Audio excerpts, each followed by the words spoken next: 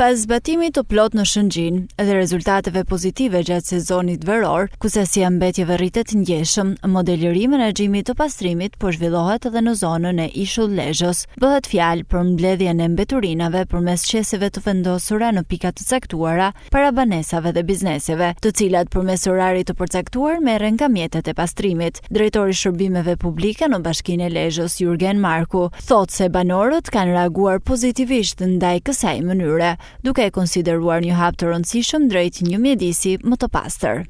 Referuar eksperiencës suksesshme, mbledhës mbetjen në rrugë kryesore, zonës turistike, Shëngjinit, Kunës dhe Ranës Hetun. Me qese të zeza, Bashkia e Lezhës ka ndërmarrë nismen për ta shtrirë këtë projekt pilot edhe në zonën e Ishullit të Lezhës.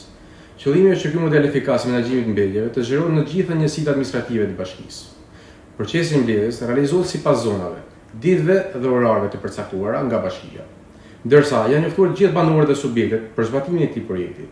Së shpejti, nisma do të shtrihet edhe në zonën e Ishullit Shëngjinit, duke u zhvilluar në të gjithë territorin e bashkisë.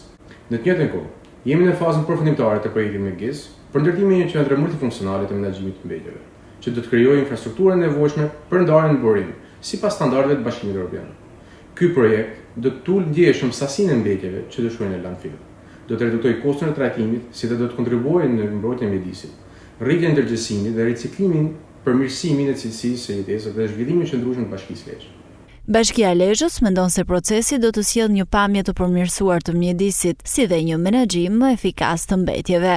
Në bashkëpunim me Qendrën e Riciklimit, priten të reduktohen ndjeshëm dhe sasia mbetjeve që përfundon në vend depozitimin final, landfillin e Bushatit.